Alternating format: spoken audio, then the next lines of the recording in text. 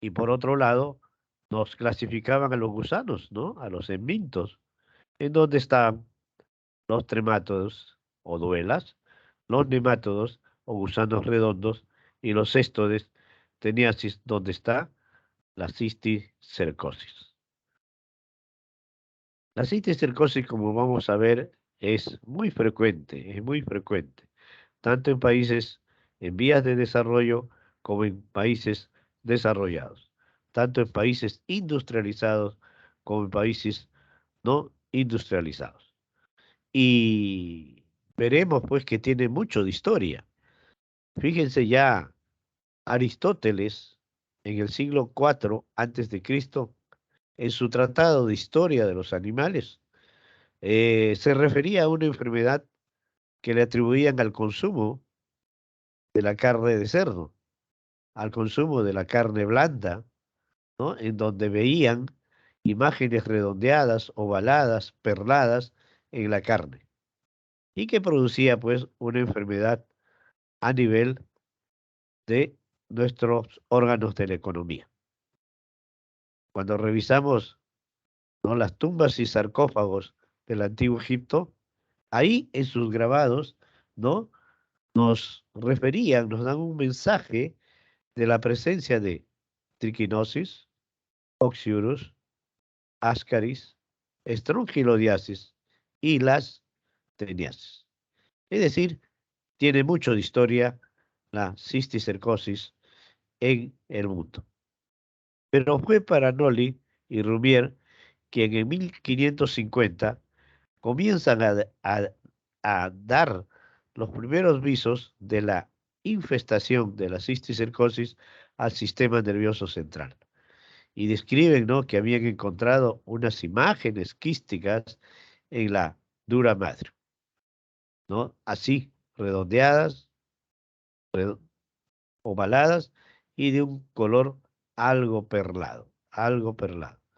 En 1792, nuestro conocido Hipólito Unanue hace el primer reporte de cisticercosis en el Perú, ya que atendió a un soldado que sufría de epilepsia y lo siguió y lo siguió hasta que el soldado falleció. Y cuando le hizo la necropsia, se encontró pues que era a nivel del cerebro, encontró unas imágenes, ¿no?, que él lo llamó pues parásitos debido al consumo de carne de cerdo. Y fue el primero que dijo, ya que el soldado sufría de epilepsia, nos dijo la causa más importante de epilepsia en nuestro Perú es la cisticercosis. Fíjense, en 1792 ya él lanza la primera aseveración de epilepsia y su relación con cisticercosis. La Organización Mundial de la Salud y por ende nuestro MINSA, no es por esta razón que en el 2001 declaran a esta enfermedad, a la cisticercosis, como un problema de salud pública. Y decíamos, ¿no? Es una enfermedad que antes, mucho antes, se decía es muy frecuente en países desarrollados, en vías de desarrollo, y poco frecuente en países no desarrollados, desarrollados, ¿no? Muy frecuente en países no industrializados. Y en los países industrializados era muy raro.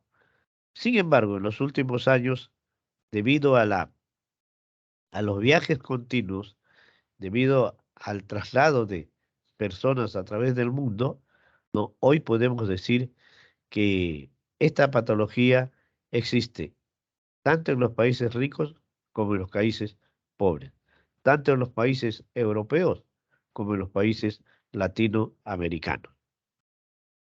Es así que en nuestro Perú también, hace algunos años, ¿no?, decíamos la cisticercosis es frecuente en pacientes que vienen de la selva, de la sierra, pero poco a nivel de la costa.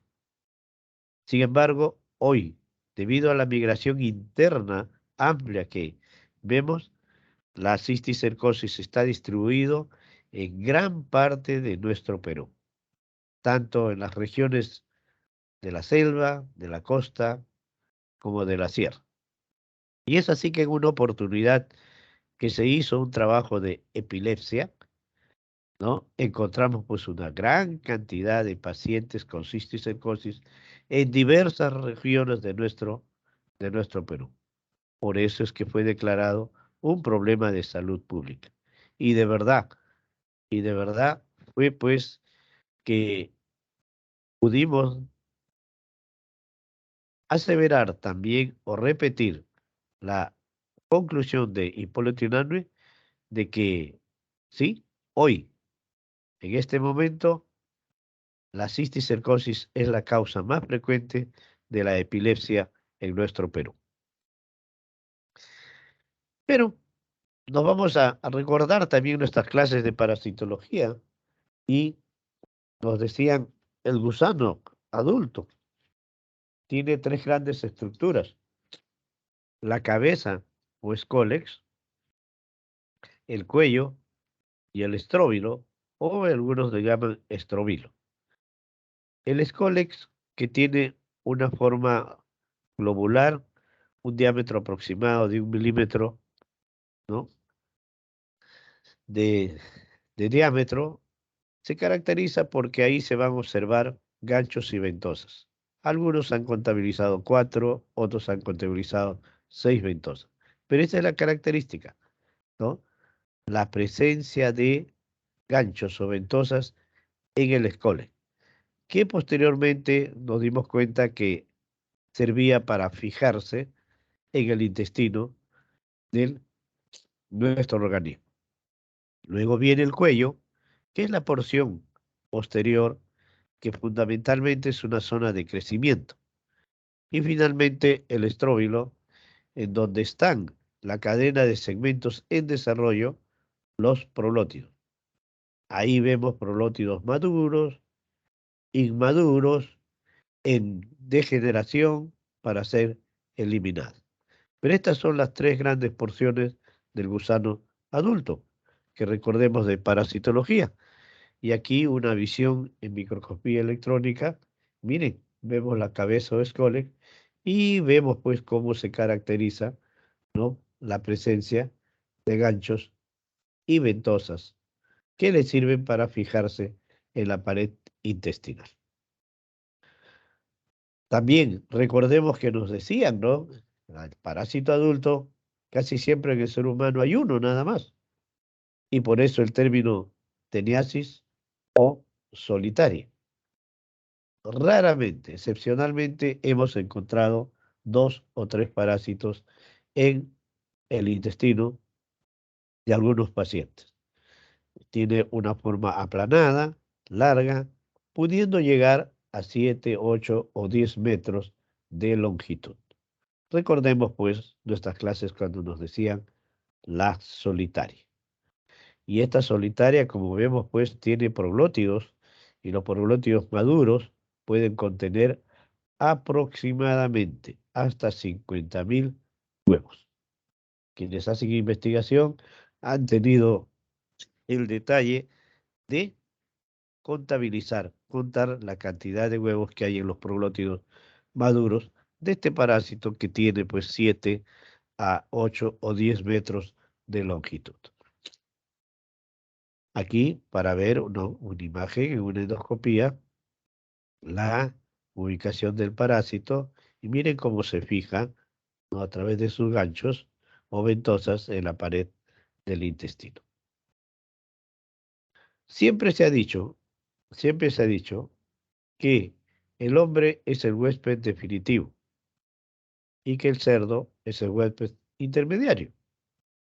Siempre se ha dicho que la causa de cisticercosis, desde Aristóteles, ¿no?, era el consumo de carne de cerdo contaminada.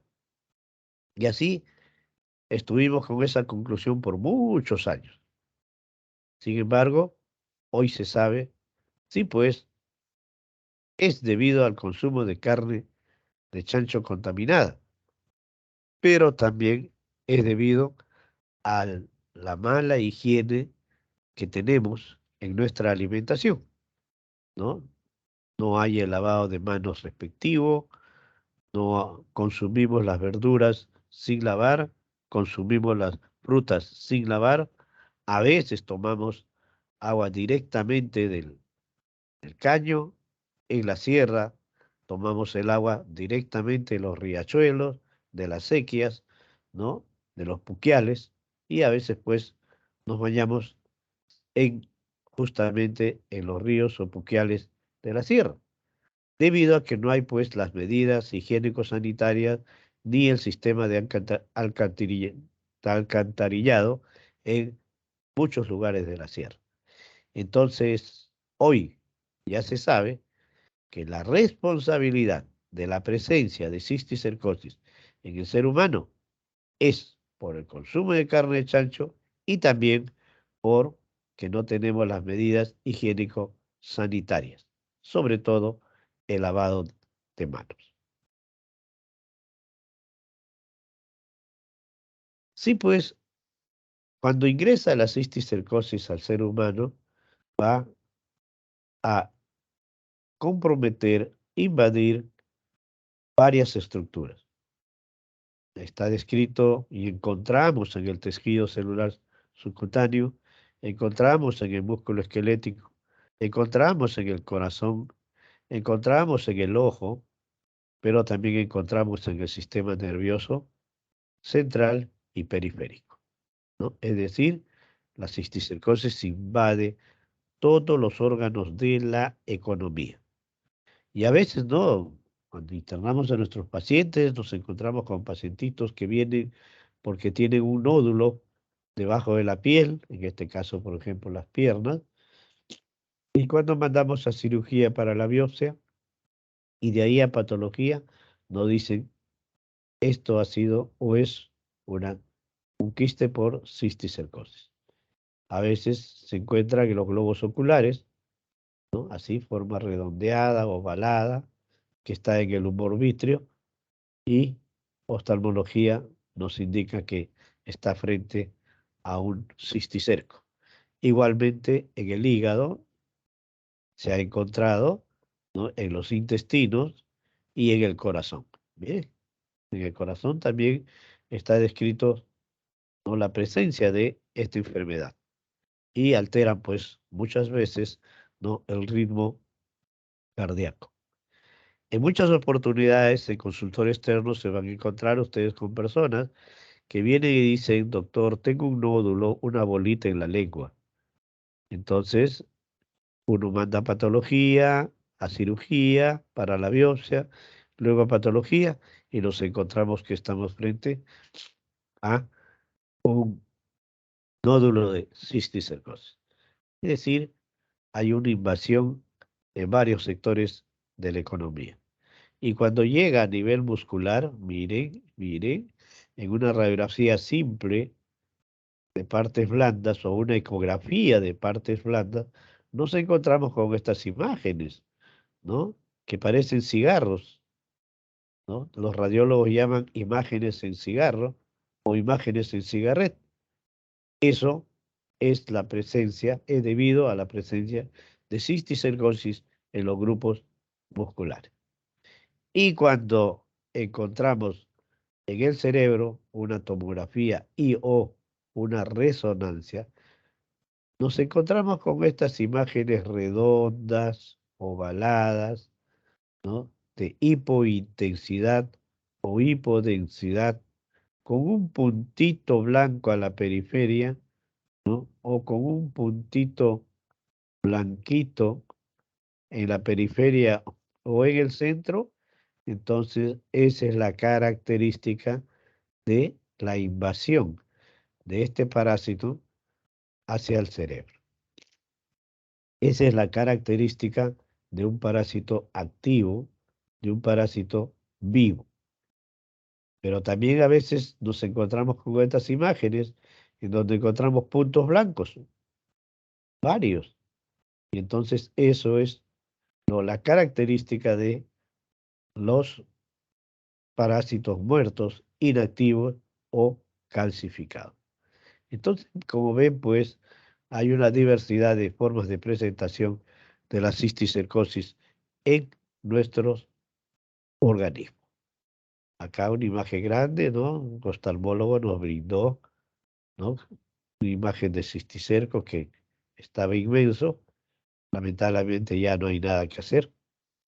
Y como vamos a ver, la opción es enucleación de globo ocular, ¿no? Desde siempre se ha conversado por eso y vamos a encontrarnos con mucha literatura acerca de cómo clasificamos la cisticercosis.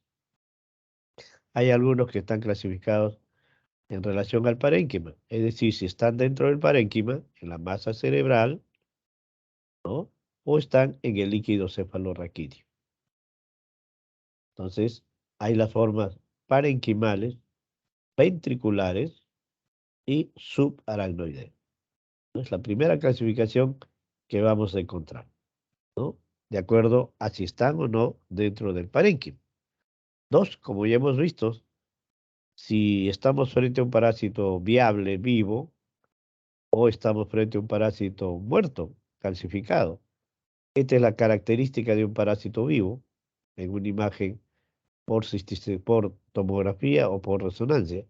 Y esta es la imagen, puntos blancos, calcificaciones de un parásito inactivo o muerto. También se ha preguntado muchas veces, ¿no? ¿Cuánto tiempo se demora un parásito espontáneamente desde que está vivo hasta la etapa de calcificado? Es decir, ¿cuánto tiempo se demora en morir el parásito espontáneamente? Hemos hecho estudios en nuestro Perú y hemos llegado a ver pues, hasta 15 o 18 años desde la forma vesicular activa hasta la forma calcificada. Hemos tenido muchos trabajos de investigación con el estadio, el tiempo, las fases que pasa el parásito en la medida que va muriendo espontáneamente. Entonces, acá vemos una forma vesicular, luego se va calcificando de afuera, de la periferia hacia el centro, se forma una imagen en anillo, ya decimos está secando, está muriendo, hasta que finalmente encontramos la forma calcificada. Entonces, hay una clasificación de acuerdo al estadio de enfermedad. Al número de lesiones, sí, pues lo podemos encontrar con un parásito en el cerebro como con 300, 400 parásitos. Y entonces estamos trabajando duro acerca del número de parásitos que sabemos encontrar en nuestros pacientes. Hemos tenido el trabajo con los residentes en hacer trabajo, ¿no? En hacer nuestras observaciones, en investigación y contabilizar cuántos parásitos tenían algunos pacientes, ¿no? Hemos contabilizado hasta 300 imágenes parasitarias. Y entonces hay pues una clasificación de acuerdo al número de lesiones. También al tamaño, ¿no? Como hemos visto, los parásitos generalmente tienen un diámetro de 2 centímetros, 1 centímetro o a veces milímetros. Pero también hay parásitos que le llamamos en alguna oportunidad parásitos gigantes, que tienen 8 centímetros, 10 centímetros y que, bueno, tenemos que hacer el diagnóstico diferencial con los tumores, con los procesos expansivos. Entonces, fíjense, hay otra clasificación de acuerdo al tamaño también de la lesión. Y finalmente, ¿no? Hay otra clasificación de acuerdo a la ubicación. Si estamos ubicados en hemisferios cerebrales o si está ubicado en fosa posterior. Indudablemente siempre nos han enseñado que todas las patologías que están ubicadas en fosa posterior o infratentorial, clínicamente, rápidamente pueden darnos problemas, sobre todo de hipertensión intracraneal. Por eso se hizo esta clasificación, supratentorial, infratentorial. Indudablemente la linfa nos tiene que hacer correr mucho más rápido en nuestro tratamiento. Bueno, y entonces estas son todas las formas de presentación de cisticercosis cuando ingresa al sistema nervioso. Y por ende, de acuerdo a la presencia, de acuerdo a la ubicación del parásito en el sistema nervioso, en el cerebro, en el encéfalo, vamos a tener las manifestaciones clínicas. Las manifestaciones clínicas, ¿no? Pero a veces nosotros nos encontramos con pacientes que solo tienen una imagen parasitaria y decimos, este parásito da el cuadro clínico. Pero también años más tarde nos dimos cuenta que, ¿no?, la clínica puede ser dada por el parásito, sí pues, pero también por el edema periparasitario que se produce cuando damos tratamiento o cuando nuestro paciente ya comienza a tener sintomatología. Entonces el tratamiento tiene que ser dirigido al parásito y al edema periparasitario.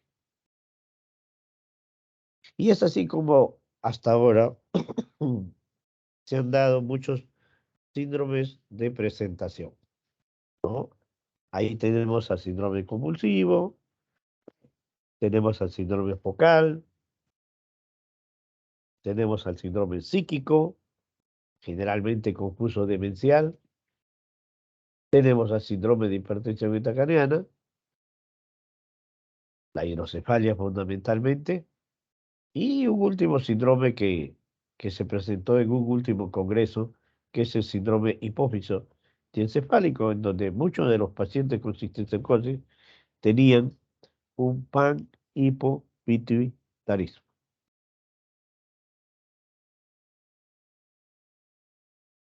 Un panhipopituitarismo.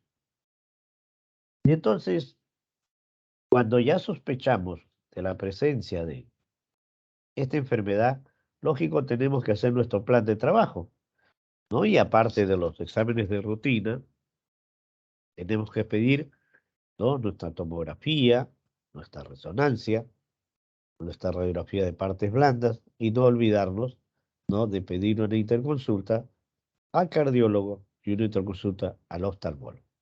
Es decir, cuando llega nuestro paciente a la sala, hacemos un chequeíto desde los exámenes de rutina hasta los exámenes más sofisticados, llegando muchas veces hasta la resonancia magnética. Dentro de los exámenes, antes era obligatorio hacer punción lumbar, estudio líquido cefalorraquídeo. Pero bueno, los pacientes reclaman, la familia reclama y a veces no se dejan hacer la punción lumbar. Entonces, a veces no lo hacemos. Pero cuando se hace líquido cefalorraquídeo, en realidad hay una variable, ¿no? Puede haber aumento de proteína, puede haber aumento de células, puede haber disociación albumino-citológica o puede venir normal. Pero lo que vino un poquito a cambiar, ¿no?, el diagnóstico de cisticercosis fue la llegada de la técnica de Western blot para cisticercosis. Y hoy se considera el Western blot para cisticercosis el gol estándar del diagnóstico. ¿Por qué? Porque tiene una alta sensibilidad y una alta especificidad. Rarísimo es que un Western blot salga positivo y no sea cisticercosis. Tiene una alta especificidad. Pero marquemos Western blot para cisticercosis. No recordemos que el Western blot es la técnica, ¿no? Hay Western blot para procesos virales, hay Western blot para SIDA, hay Western blot para distrofias musculares. En este caso, el Western blot es para cisticercosis. Y entonces, una vez más, miren todas las formas de presentación que tiene la cisticercosis en el encéfalo. Pero no hay que olvidarnos de la zona raquimedular. Raquimedular. Algún investigador dijo, y hoy lo hacemos. Si es que usted encuentra cisticercosis en el encéfalo, muy bien, haga una ampliación en sus estudios, porque lo más probable que también lo va a tener a nivel raquimedular. Y de verdad que tenía mucha razón, porque en muchos pacientes que hemos hecho la ampliación de las imágenes, nos hemos encontrado con esta patología a nivel medular, a nivel de cuerpos vertebrales, a nivel de líquido cefalorraquídeo, espacio subaracnoideo, ¿no? A veces en la misma filum, en el mismo filum terminal. Entonces, ese es el consejo. Si hay a nivel encefálico, en el momento que se pueda, ¿no? Ampliar las imágenes hacia la columna. Como siempre, el criterio diagnóstico hay mucha controversia, ¿no? Muchos hablan de criterio clínico, criterio radiológico, criterio de laboratorio, criterio epidemiológico, ¿no? De dónde viene nuestro paciente. Entonces hablan de criterios mayores, criterios menores, y vamos a tener, como van a revisar ustedes, el diagnóstico probable y el diagnóstico definitivo. Y como toda patología, tiene que haber el diagnóstico diferencial. Sí, pues cuando estamos con lesiones únicas, obligatoriamente tenemos que hacer diagnóstico diferencial con otras parasitosis, como la toxoplasmosis, el toxocara. Tenemos que hacer diagnóstico diferencial con los granulomas tuberculosos, que tienen muchas veces imágenes parecidas. Tenemos que hacer diagnóstico diferencial con los abscesos cerebrales. Cuando hay lesiones múltiples parenquimales, igualito. El diagnóstico diferencial es con otras paratidosis o granulomas cerebrales tuberculosis múltiple y, ¿por qué no?, con metástasis. Muchas veces nos hemos encontrado con eso. Y hay lesiones en el espacio subaracnoideo que nos hacen muchas veces, pues, pedir, ¿no?, interconsultas para descartar lesiones por hongos, por TB, carcinomatosas o procesos inflamatorios crónicos. Es decir, el diagnóstico diferencial, como en toda enfermedad, se tiene que hacer en lesiones únicas, en lesiones múltiples y en lesiones según la ubicación subaracnoidea. Muy bien, pero una vez que ya está hecho el diagnóstico, tenemos que tratar. Y entonces, siempre nos aconsejan, cuando puedan, jóvenes, así, los viejos maestros nos decían, cuando puedan, jóvenes, para hacer un tratamiento con cisticercosis, mejor internen a su paciente. ¿Por qué? Porque tenemos que dar tratamiento sintomático, porque tenemos que dar tratamiento corticoide y porque tenemos que dar tratamiento antiparasitario. Y entonces no sabemos cómo va a reaccionar el organismo, el parásito, en nuestro paciente.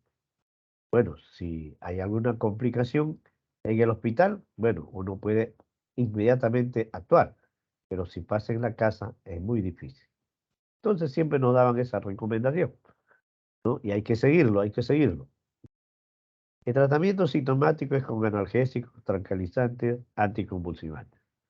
Y lo que siempre hemos usado para la epilepsia es la fenitoína de 4 a 5 miligramos por kilo de peso por día, la carbamazepina de 10 a 20 miligramos por kilo de peso por día, el ácido valproico de 20 a 60 miligramos por kilo de peso por día, fenobarbital 100 miligramos como dosis total, a veces 200 miligramos como dosis total. Estos son los anticonvulsivantes clásicos que se usan y que yo los pongo, los menciono. ¿Por qué? Porque ustedes jóvenes van a hacer su internado, porque ustedes jóvenes van a ir a hacer su serum.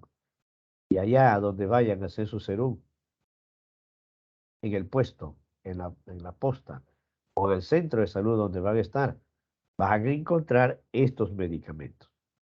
No van a encontrar los fármacos que son considerados fármacos nuevos o fármacos que, que llegan, dicen que son fármacos que llegaron a nuestro Perú como ayudantes de estos fármacos clásicos y hoy estos fármacos nuevos se dan pues en monoterapia. Bien difícil conseguir.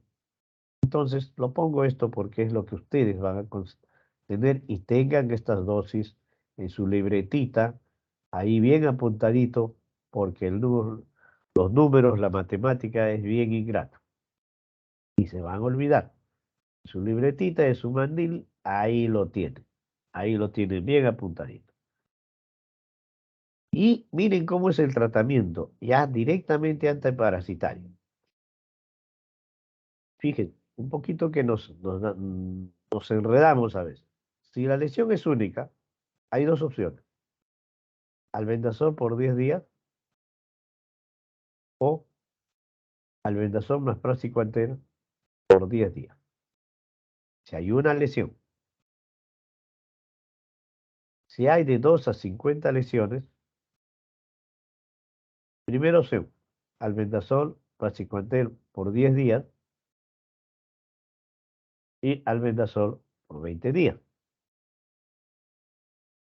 Segunda opción, albendazol por 30 días.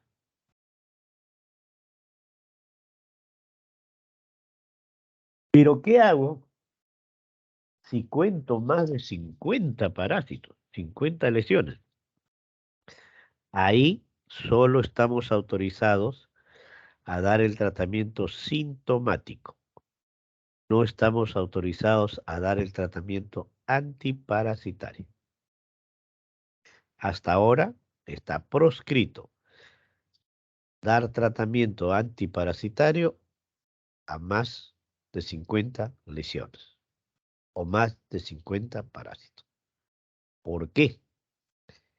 Porque cuando uno da el tratamiento, el parásito puede reaccionar produciendo edema. Mientras sea 10, mientras sea 20, mientras sea 15 parásitos, el edema perilesional lo podemos manejar. Pero si son más de 50 lesiones, 50, 100, 200, 300, imagínense.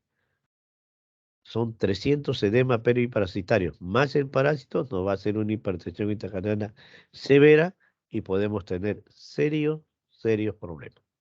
Entonces, el consejo hasta ahorita en el mundo es más de 50 lesiones, no tratamiento antiparasitario. Refiéralo a un centro de mayor complejidad. Refiéralo a neurológicas, ahí donde estamos nosotros, haciendo nuestras observaciones de investigación. Les cuento que ya tenemos más o menos unos 30, 35 pacientes que estamos dando tratamiento, uno que tiene 100, otro que tiene 150, y a Dios gracias nos está yendo bien. Pero pues es un trabajo de investigación en el cual estamos en expectación armada, mañana, tarde y noche. Es decir, es una observación que está en investigación, pero todavía no estamos con el derecho de decir sí se puede dar. Está en vías de investigación. Entonces, eso que quede clarito, joven. Cuando la lesión es gigante y tiene pues un comportamiento como un proceso expansivo, tenemos que derivar a cirugía o a un centro de mayor complejidad, porque de repente es quirúrgico. Cuando el, cuando el parásito está ubicado a nivel ventricular o subaracnoideo, también tenemos que pedir interconsulta al neurocirujano. Y si el neurocirujano dice, pueden darle tratamiento porque no es quirúrgico el caso, entonces le damos albendazol por 30 días. Albendazol por 30 días. Igualmente las formas espinales y las formas oculares. Lamentablemente el 100% de las formas oculares van a enucleación. Van a enucleación. No se da tratamiento para los parásitos que están ubicados en el globo ocular. Pero, ¿cuál es la dosis del albendazol? 15 miligramos por kilo de peso por día, dividido en dos dosis. ¿Cuál es la dosis de praziquantel? 50 miligramos por kilo de peso por día, dividido en dos dosis. Con un máximo para albendazol de 1200 y para praziquantel con 3600, ¿no? En realidad, en nuestro Perú, el trabajo que estamos haciendo más es con albendazol, debido a que el praziquantel es muy difícil conseguir y también hay que decirlo, ¿no? El praziquantel es demasiado caro. Nuestros pacientes no lo pueden adquirir, ¿no? Y en algunos pacientes que hemos dado es porque nos han donado el praziquantel. Pero realmente se está trabajando más en el Perú con el albendazol. Pero decíamos, ¿no? Al ladito del parásito se tiene que trabajar sobre el edema periparasitario. Y entonces ahí es donde damos corticoides. Y la corticoterapia se hace con dexametasona y con prednisona, o el equivalente de prednisona. Y ustedes ven, ¿no? Comenzamos en dosis altas, de aproximadamente unos 30 días, poco a poco vamos bajando, bajando, bajando, cada 3 días, 1 miligramo, a veces algunos 2 miligramos, pero al dar corticoides, ¿no? Lo van reduciendo paulatinamente. Y el corticoide lo recibe aproximadamente por 3 a 4 semanas. Este corticoide de verdad que nos ha ayudado muchísimo. ¿Por qué? Porque es la forma de reducir, ¿no? espectacularmente el edema parasitario. Y en algunas oportunidades nos dimos cuenta que el edema era más agresivo que la presencia del mismo parásito. Yo he tenido oportunidad, porque comenzamos a tratar cisticercosis hace 40 años, y antes dábamos solo albendazol, solo praziquantel, y no dábamos corticoides porque no sabíamos. En ese entonces no había tomografía, no había resonancia. Uy, y nos pasaba, pues, el paciente entraba sin convulsiones y cuando le dábamos tratamiento con albendazol o praziquantel, sin corticoides, el paciente convulsionaba o iba a un estatus convulsivo. O a veces entraba tranquilo, le dábamos tratamiento y nos hacía hipertensión intracraniana severa. Entonces, por eso recuerdo mucho que detenimos nuestro tratamiento porque soy de los que participó en los primeros tratamientos de cisticercosis en el Perú y la verdad que hicimos un trabajo de ayuda con el extranjero en donde ya había resonancia, en donde ya había tomografía y es ahí donde rescatamos que quien estaba haciendo esa complicación era el edema.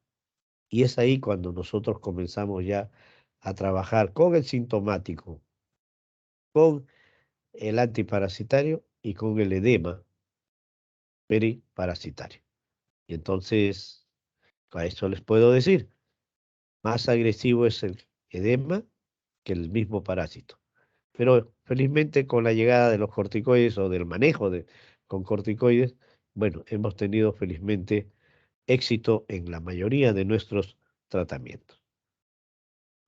Pero como todo tratamiento tiene sus contraindicaciones, tiene sus contraindicaciones. El embarazo y la lactancia, no es una contraindicación. Podemos esperar, posterior al cese de que nazca el niño, al cese de la lactancia materna, para dar tratamiento antiparasitario. Es decir, hay que respetar el embarazo y la lactancia. 2. Lesión viable en zona crítica. Lógico, si hay una lesión en fosa posterior, ¿no? Cerebelo, tronco cerebral, ¿no? Entonces, preferible derivar para que el neurocirujano nos diga si es viable o no es viable o tiene que operar. 3. Ya hemos dicho, si hay más de 50 parásitos, Nuestro corte es 50. Si hay más de 50 parásitos, no tratamiento antiparasitario. En un primer momento, cuando veíamos 50, 60, 100, 200 parásitos, los radiólogos le llamaban a esto encefalitis cisticercósica, ¿no? Pero hubo mucha discusión posteriormente en los congresos, en las reuniones de la Sociedad Peruana de Neurología, ¿no? Y decían, es un término mal utilizado porque el término encefalitis es un término clínico y no es un término radiológico. Es decir, muchas discusiones bizantinas. Yo recuerdo haber escuchado a los viejos maestros cuando cada uno daba su explicación. Y bueno, al final se cambió el nombre de encefalitis cisticercósica por cisticercosis múltiple, ¿no? Y por eso es que ustedes en algunos libros, en algunas revistas, van a encontrar ya cisticercosis múltiple. Por ahí alguna revista van a encontrar el término encefalitis cisticercósica, pero ya no se utiliza en esta oportunidad. Y finalmente, la cisticercosis ocular, como hemos dicho, ¿no? Cuando ya el oftalmólogo nos dice cisticercosis a nivel ocular, lamentablemente es candidato a enucleación, ¿no? Y no es una contraindicación para el tratamiento antiparasitario. También, ¿no? Los neurocirujanos nos ayudan bastante, ¿no? Si es que hay un parásito gigante, ellos lo operan, lo sacan y lo sacan enterito. Hay una técnica que se llama de marsupialización, que lo sacan enterito el parásito grande, de 6, 7, 8, 10 centímetros, y ahí lo tenemos en el Museo de Neurología en el hospital. Ahí en nuestros recipientes de formol, ahí lo tenemos, tremendos parásitos. En la oportunidad que vayan ya, pues, me imagino que comienza ya la personalizada, entonces veremos ahí en el museo los parásitos gigantes que lo han sacado los neurocirujanos. Igualmente, se está trabajando mucho con la neuroendoscopía, ¿no? Aspiran los pequeños parásitos que pueden estar ubicados a nivel ventricular. También eh, las hidrocefalias, ¿no? Todos sabemos que la forma más frecuente de hipertensión intracraneana es la hidrocefalia, porque el parásito cuando se va hacia abajo, ¿no? A la base del cerebro, obstruye el libre paso del líquido cefalorraquídeo y va a producir hidrocefalia, porque bloquea el libre paso del líquido cefalorraquídeo y entonces es candidato a ubicación de válvulas, ¿no? Ventrículos peritoneales, a veces en una oportunidad, a veces en dos oportunidades y a veces hasta en tres oportunidades. Y como hemos referido, la cisticercosis ocular, bueno, ya es tratamiento también a la extracción del globo ocular. En algunos casos se puede hacer un tratamiento posterior, pero la mayoría de los casos no está indicado. Eso es la parte quirúrgica porque también los neurocirujanos nos ayudan mucho en el tratamiento de la neurocisticercosis. Y entonces, pues, eh, se hizo un seguimiento, ¿no? ¿Cuánto tiempo demora espontáneamente en morir un parásito desde que está viable hasta calcificado? Encontramos aproximadamente 18 años. Tuvimos la paciencia de seguir a los pacientes, no hasta por 20, 25 años. ¿Y por qué entonces dar tratamiento antiparasitario si es que espontáneamente el parásito muere? Para justamente eso, para acelerar la muerte del parásito. Yo recuerdo mucho que tuvimos que convencer, ¿no? En la sociedad, en las reuniones de neurología, en los congresos, ¿no?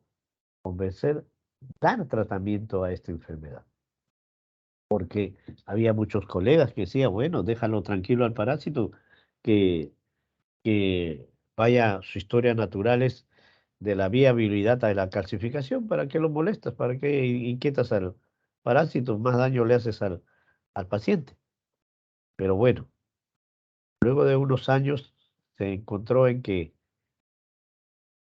los pacientes que espontáneamente lo dejábamos que vayan a la calcificación versus los pacientes que recibieron tratamiento con albendazol, praziquantel, era pues 18 años versus aproximadamente 6 a 7 años. Esa es la razón por la cual hasta ahora no se da tratamiento para la cisticercosis.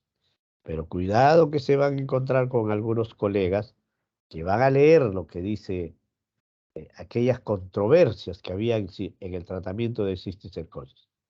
Deja tranquilo al parásito, no molestes al paciente, no molestes al parásito, ¿no? Síguelo, síguelo, síguelo, su historia natural de la viabilidad a la calcificación, ¿no? Pero bueno, como todo avanza, hoy por hoy la mayoría de ellos dan tratamiento en cisticercosis, ¿no? Eso sí, con los cuidados que hemos mencionado, ¿no? Su sintomático, su antiparasitario y su corticoides. Y preferible, internar. Pero como toda enfermedad, siempre nos dicen qué prevención debemos aconsejar. Sí, pues mejorar las condiciones higiénicas, eliminación de Taenia solium, mejorar el tratamiento de aguas residuales, vigilancia epidemiológica en granjas de porcino, evitar que los cerdos entren en casas habitadas por personas, limpiar y cocinar bien las verduras, hortalizas y la carne de cerdo. Y sobre todo, el lavado de manos. Antes de ir a ingerir nuestros alimentos, después de ir a los servicios higiénicos, ¿no? Dentro de la prevención, el lavado de manos siempre va a estar presente como nos han enseñado hasta la actualidad. Muy bien. Y es así pues que el chanchito está contento, ¿no? Porque la responsabilidad ya no es al 100% de él, sino es una responsabilidad compartida, ¿no? Sí, es cierto, el consumo de carne de chancho contaminada, pero también, ¿no? Las medidas, la falta de las medidas higiénico-sanitarias que hay todavía en nuestro querido Perú. Muy bien, tenía preparado para estos jóvenes en cisticercosis, esta es mi neurológica, mi mogrovejo. Si tienen alguna pregunta, encantado de responder. ¿Ok?